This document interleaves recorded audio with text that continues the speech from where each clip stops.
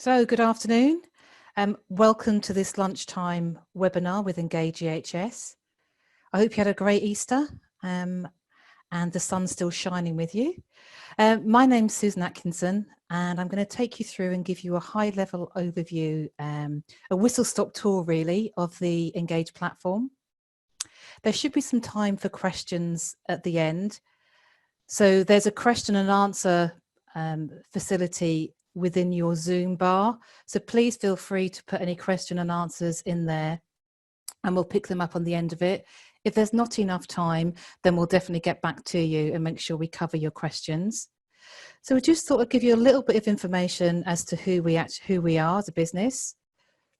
So we're a global company and we've been around as a business since 2013. And we work in many different sectors, as you can see on the screen in front of you. And it's our key objective to help organisations to transform their safety culture by engaging the whole workforce. The real power of the Engage platform is the true integration between the modules.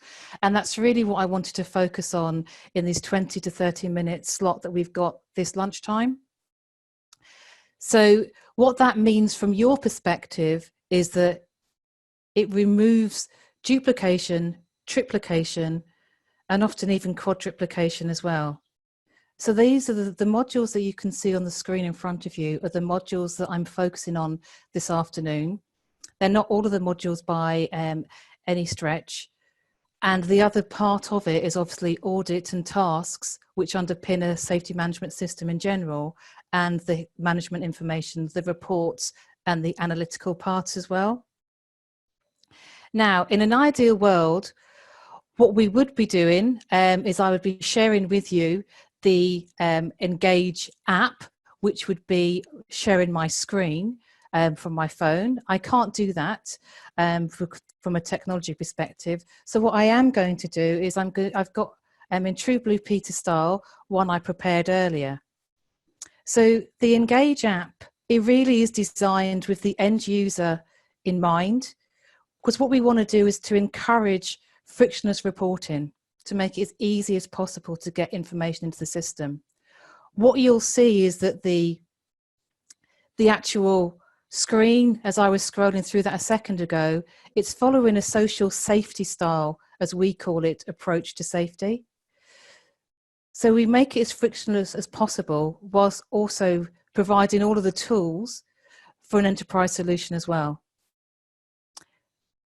The system is highly configurable and the drop downs that you see can be set up to suit your familiar phraseology. There's a GPS tracker, as you'll see on the screen in front of you. That's so people could report within seconds. And then that'll feed straight into the desktop. So that's one way for people to be able to report into the system. The other way that I want to share with you is what we've defined as a kiosk mode. So a kiosk mode, whether that's in a manufacturing facility, whether that's in a warehouse, in a construction site, it's designed so people can report safely and securely. It's in effect a web app that's running on any desktop, whether that's a Mac or a PC, and it's turning that device into a reporting kiosk. But we wanted to make sure that it was done securely and not just on an open web link. So for temporary workers, contractors, it allows them to report the same way as I was showing you on the app, quickly and easily. So you'll get much better quality data and more of it as well. So moving now to the actual desktop itself. And you'll see on the screen in front of you, you've got My Team. But before I talk to you a little bit about that, what I wanted to show you finally on the reporting side is that actually people can report from the desktop as well.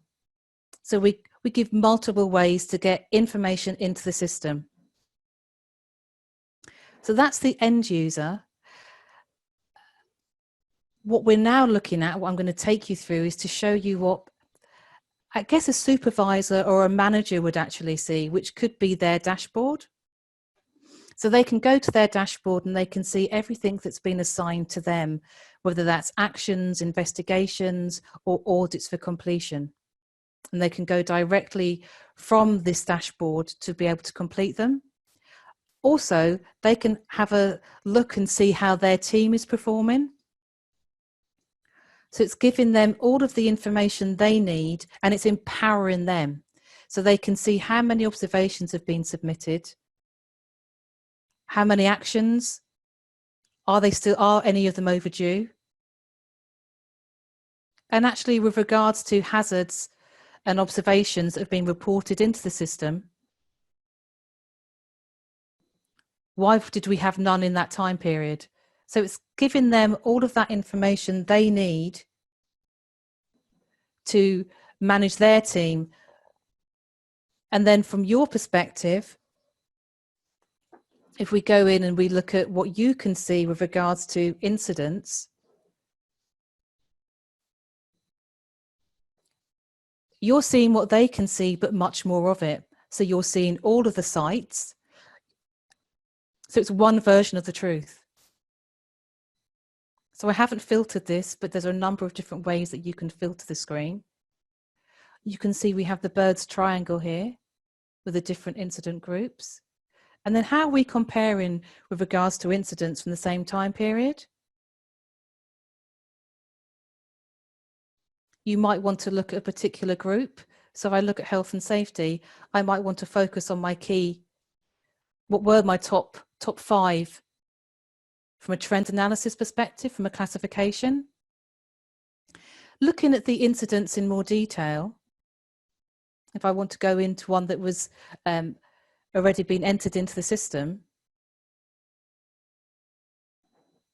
this is where the true integration and the true power of the system really comes to life. Because this is now starting to take the incident, the training records from the training matrix within the training module. So it's stamping that at that moment in time. And you'll see also on here, we've got corrective actions already open. If I open this up to the investigation side, so I now want to do an investigation, you see the actions on the right-hand side on here. They're in effect what we call, or I call them tabs that you'd have in a folder. And there are additional tabs that can be configured against each incident group. But they're set up with you at the very start. But equally and more importantly, you can change these as your safety culture evolves. So just to touch on a couple of things on here. So I'm now able to start to link my risk assessment. So this is my risk assessment that is relevant against this incident. So we've got the training records for the employee involved, and now we've got the risk assessment, or there could be multiple risk assessments. And what that's doing, it's bringing everything into one place. So if things are changed and the risk assessment is reviewed, you still have everything in one place. So it's held securely, and even if the person involved in the incident leaves, all of the records stay within the system as well. So let's have a little look at the risk assessment module. So what the risk assessment module allows you to do, it allows you to standardize your approach.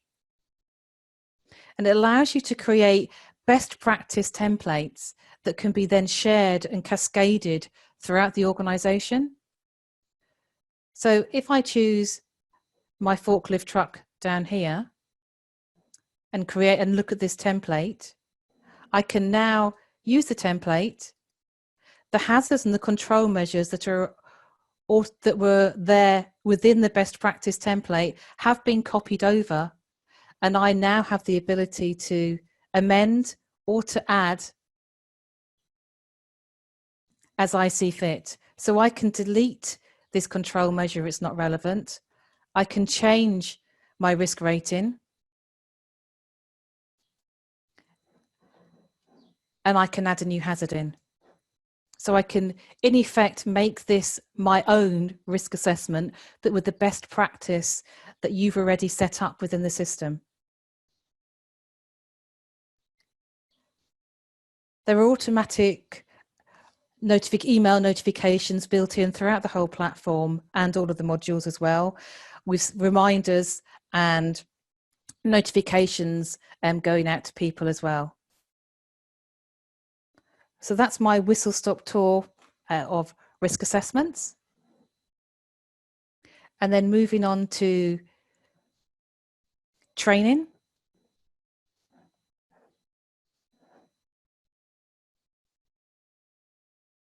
So this is where you're able to implement a training compliance program for employees.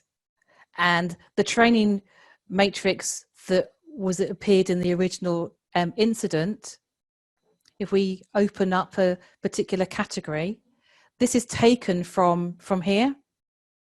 So I'm just going to filter this to look at just health and safety. So the health and safety team, I can now clearly see, using the RAG rating, how many are requiring training for each particular course and how compliant we are. Out of those, are any of them scheduled as well at the end of the day? So it's very easy for you to keep tabs without having to scroll through Excel spreadsheets. Certificates can be uploaded as a bulk if required, and then it all feeds into our insights. So I can see on here, as an organisation, how many require training from a compliance perspective, what's the cost is going to be for the next 6 months, has it already been scheduled, and what's the forecast, for example, site by site, because you might want to bring people together or sites together so you have economies of scale.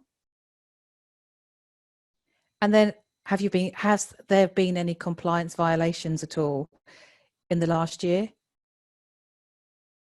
And this is just a flavour of some of the analytical part of the platform.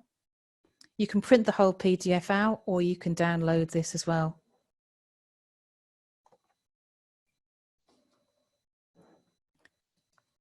Moving now to the plant and equipment module. Just make this a little bit smaller for you. So this allows you to create a register at either each particular site or department. I'm in, so I have a view of everything at the moment. And what you can see, again, it's all very much RAG coded, is against this particular forklift truck, I have scheduled the components needed to keep that piece of equipment running from a maintenance perspective and also from a safety perspective as well. So I can see what the cost is, because I can put a cost against each of those components. I can see if they need to be done yearly or more. Have we completed them? No, we haven't for these 3. But actually the risk assessment is in place, so that I know that I'm compliant from that perspective. I can see that this isn't fit for use, so it's been taken out of use as well. And now if I delve a little bit deeper into the actual record of the forklift truck, it's now linking to the incident, an incident that occurred previously in Manchester. So we're now bringing together the incident module, we're bringing together the audit module, because that's where the components are created for the maintenance and inspections for the piece of plant. We're bringing together risk assessment, and we're bringing together actions as well. So it's the true integration between these modules. I can go directly to my risk assessment from here. I can look at my certificate, the PDF of the actual audit or inspection. And I can also attach manuals, it could be diagrams, everything that you need to maintain that piece of plant safely and to keep it working. Let's just have a look at the audit module now.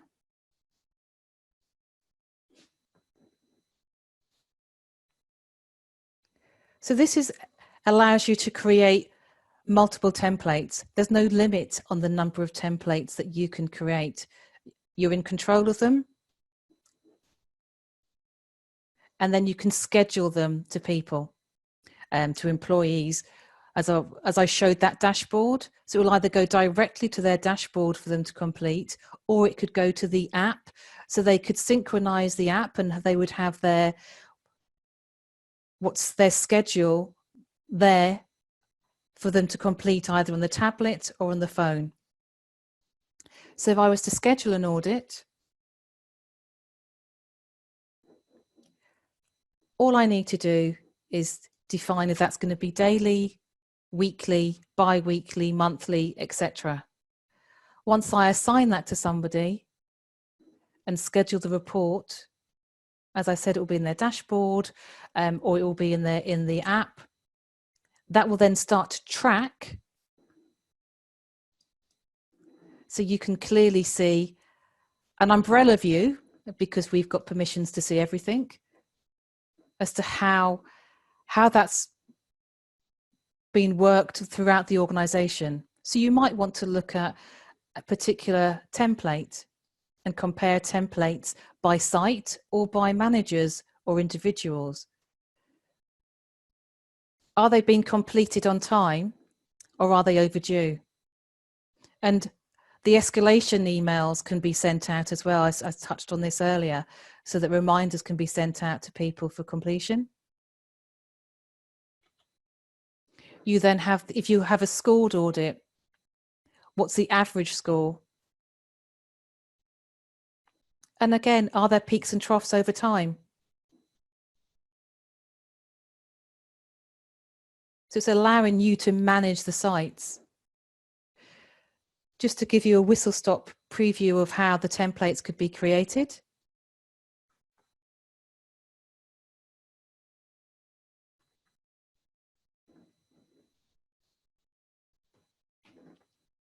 Nice and easy and simple, but with lots of advanced enterprise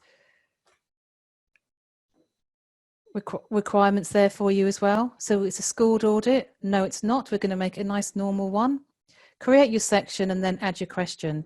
So you have multiple types of answers that you can create against each particular template.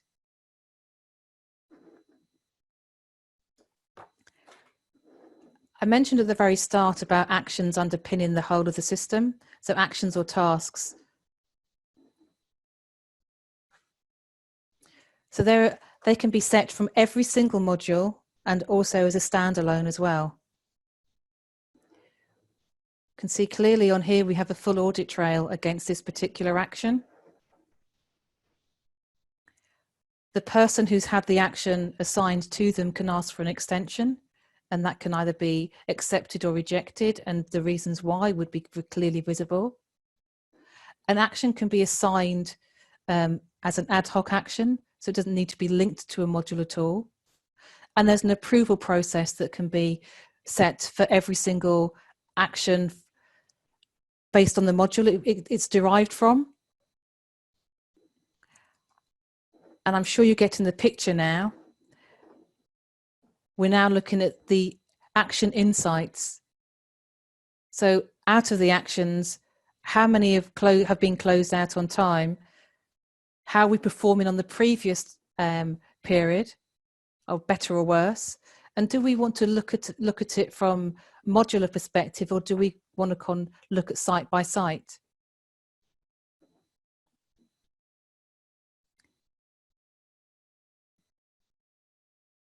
Do we want to look at how the managers are performing? Do you remember I was looking at the dashboard and showing you how the managers could manage their team as well?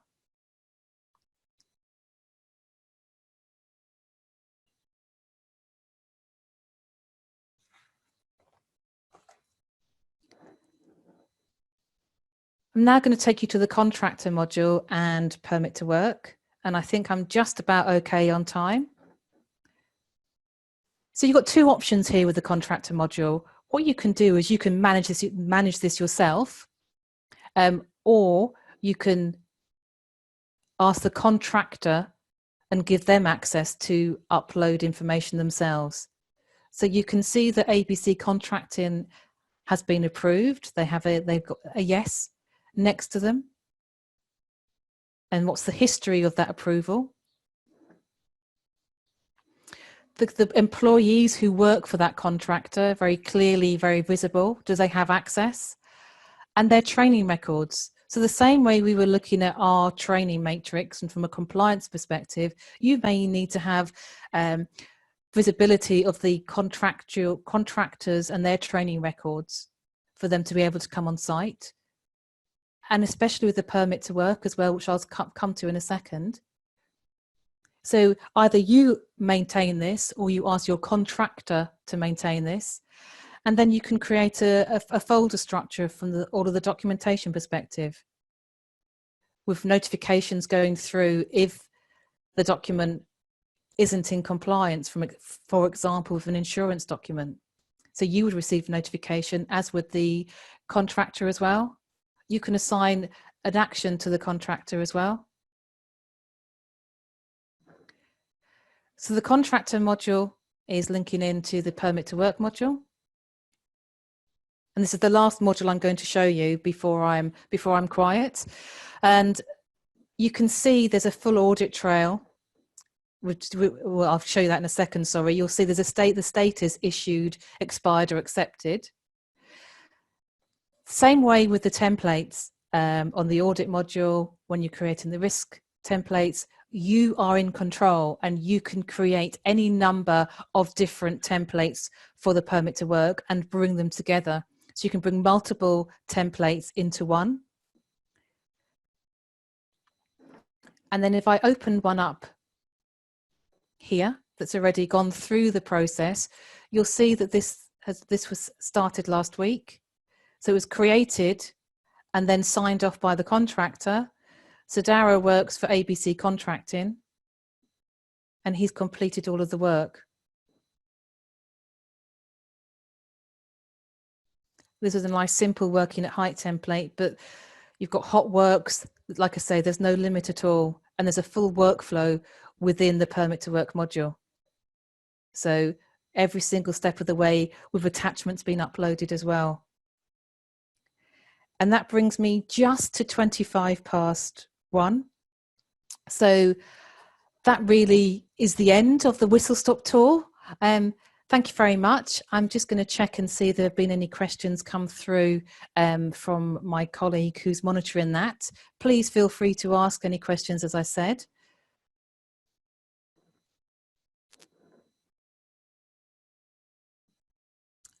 Okay, so there's a question come through here about how configurable is the audit and the inspection module from the templates perspective. And I did touch on this very, very briefly, but as we were saying, it is a whistle stop tour. If you do want to have a more in-depth look at the system, please don't hesitate to let us know and we can arrange that for you as well. So just looking in on the templates on here, as we were a moment ago. Apologies, the internet's a little bit slow, but I am working from home, as I'm sure we all are at the moment. And so we've got the archived, you can archive templates or you can create a brand new one completely from scratch. And we've got all version controls on here, so it's fully version controlled. When I add my new template, I did start to show you the sections and the questions, but I didn't go into too much detail with you. So you're able to upload images, so thumbnail images next to the actual audit question. You can put help and guidance in. So this would be your question, and then you'd be able to put help and guidance in here. Is it a mandatory question, yes or no? And then you've got your type of answer that could be a multiple answers. So it might be.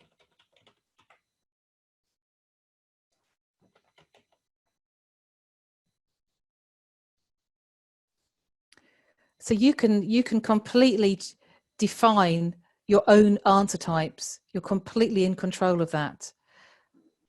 The other part of this as well is that it can link to QR codes. So we link from a QR code perspective, a barcode. So I mentioned the app briefly. We can have a digital signature, and we can also have the GPS tracker as well. So you're completely in control of that template design.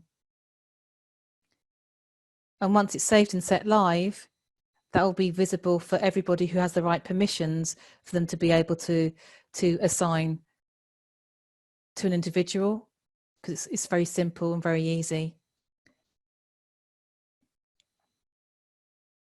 So thank you for that question. Are there any more questions? And because we're due to finish at 1:30.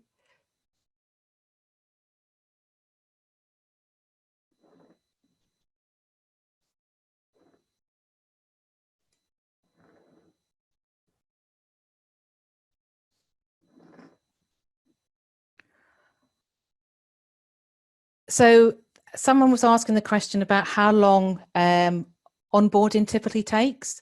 So we have a proven methodology for onboarding, and our customer support team will take you through the whole process. It's typically 6 to 8 weeks.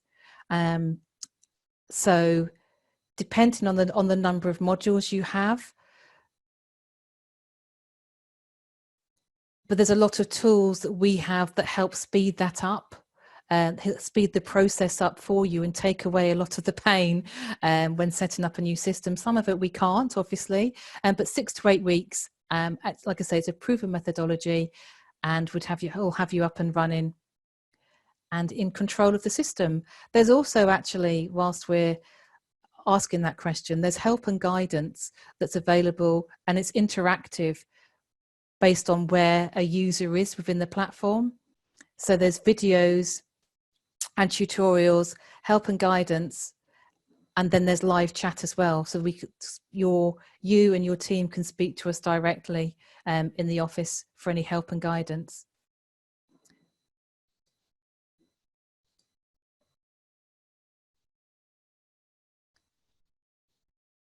So hopefully you got something out of that and enjoyed that over your lunch. And if there are any questions that you think of afterwards, please don't hesitate to contact us. I'd just like to say thank you very much for your time this afternoon. It really was whistle stop, and we're happy to take you through that in much more detail.